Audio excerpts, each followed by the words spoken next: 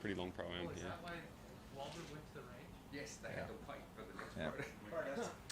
Okay, we'd like to welcome Marc Leishman into the interview room here at the Sony Open in Hawaii. Marc, first of all, just get you to comment. Most recently, you finished tied for 4th at this event and just a stellar record here.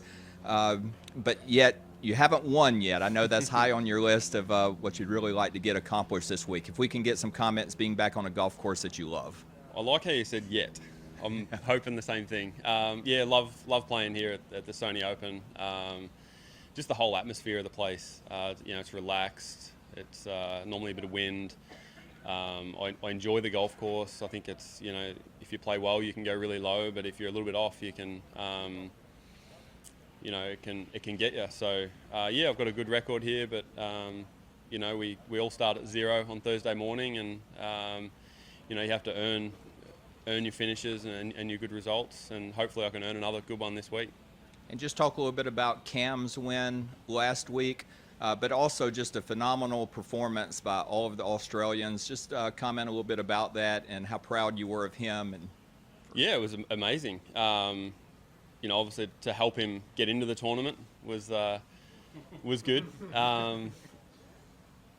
Just to see all the Aussie guys up the top, kind of felt a bit bad for Jonesy, shooting 32 under and finishing 3rd. But, it was just some unbelievable golf from everyone last week. I mean, I felt like I played really well. Maybe left a few shots on the greens, but, 23 under to sneak in for a top 10. It was, just really good golf by everyone. And, to see all the Aussies in the top 10 was pretty cool. And hopefully we can continue that trend this week. And now talk a little bit about the transition from the plantation course to Wailai, which is a totally different golf course. Sure is. Go from the hardest walk on tour to probably the easiest, to be honest. A lot of huge hills. You need an oxygen on a few of those tees. And here it's a good reprieve. You can, you still got to play good golf, but you can, I guess, enjoy the walk a little bit more here rather than hiking up all those hills. Kind of playing off that, plantations, wide open fairways. Here you got to driving's a premium. How do you kind of transition, or is the mentality still the same when you get up to the tee box? I think the mentality is pretty similar. The way I go about my golf is I've got to pick a really small target, kind of like a sniper, aim small, miss small. So I do that there last week. There's just a bit more margin for error. Here you can still miss it in certain places. You just have to know where you can miss it and where you can't miss it. So generally, one side of the hole, even if you're in the rough, is okay. And it's just a matter of knowing those places. But it's still the same mindset. You're still trying to hit a good shot at your target and go up, find it, and hit it again. Just making putts is key around this place. Cameron talked about how this course reminds him of growing up and courses back home. Does this remind you of any course back home, or bring any sort of those feelings to you? We grew up in different parts of the country, so I guess this is the grasses that Cam grew up on.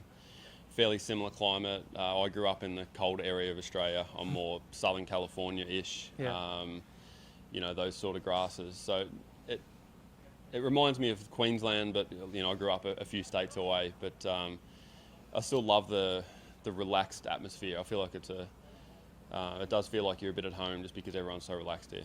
And is that why so many pros love starting their year off in Hawaii? Obviously, last week, that means you won, so there's something to that. But just coming here and starting your your calendar year off in Hawaii. Yeah, I think you can feel like you can ease into it a little bit. Obviously we're all very competitive and we all want to win and we play really hard. But I think off the golf course here, it's a little different feeling, and you can finish golf, go to the pool, go to the beach. My family always comes here, so I can enjoy my time with them. But yeah, when we're on the golf course, we're playing hard still.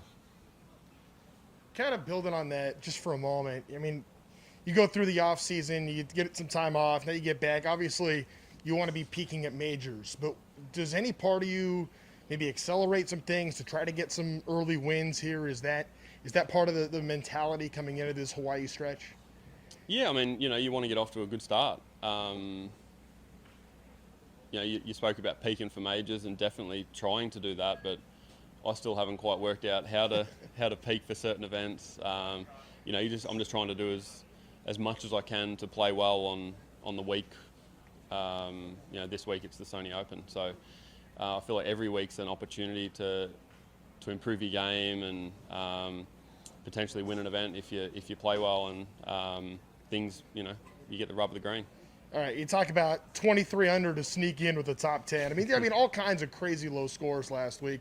What do you make of just how low everyone was going last week? And is that maybe something that we could see continue here on tour? I don't know. It was kind of a perfect storm last week. No wind, soft conditions. I mean, the greens have not long been redone there, and they're perfect. I mean, you don't get better surfaces. And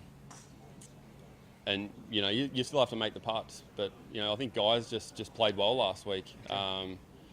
If you had a bit of wind, might have been 10 or 15 shots different. Sure. So if the wind stays up here this week, I think there'll be some low scores, but I certainly don't think it'll be close to 30 under. When you're in that kind of a situation, it's got to feel like you can't miss a shot. I mean, at a certain point, everything has to be perfect. Is that something that you're thinking about when you're on the course, especially when you're seeing the leaders end up at 34 under par? Yeah, it does put pressure on your game. I think particularly the putter, because you can, you're always trying to hit it close to the pin, but if the leader's at 15 under, you can shoot 4 under a day and potentially win the tournament. There you were shooting 4 under a day and going backwards. I think it just put a little bit more pressure on the putter. You had a 10 or a 15 footer and you felt like you had to make it. But it's good that guys are getting better, and it makes you want to improve. I've certainly got things I'd like to improve in my game, and there's always room for improvement, and hopefully I can do that and play good this week. Appreciate it. Thank you. No worries. Just on the near misses here, did you pinpoint something specific that maybe you did a little better, you might have got that done, or was it just, there's always a luck attached to winning, right? 1 or 2 shots here or there? Yeah, I think it's just playing well on the right week. There's probably a few putts last year that I felt like I could have made that I didn't. I think it was Sunday. I had 2 left-handed chip outs. I think it was Sunday. Harvey reminded me of that on Tuesday. I'd actually forgotten about it, but then I got to the 5th hole and remembered chipping out left-handed, and the 8th as well. So, there's those 2. If they, get a little bit of luck, you can get it on the green and make par. But and I'm not sure how many I lost by, but there's your 2 or 3 shots there. So, you just got to do the right things and hope that, a few putts that might have a chance to lip out, lip in, or if you have a blinder of a week, they're the ones that you hope that no one else goes crazy as well. Good. Everyone? Too easy. No worries. I have a quick question with you,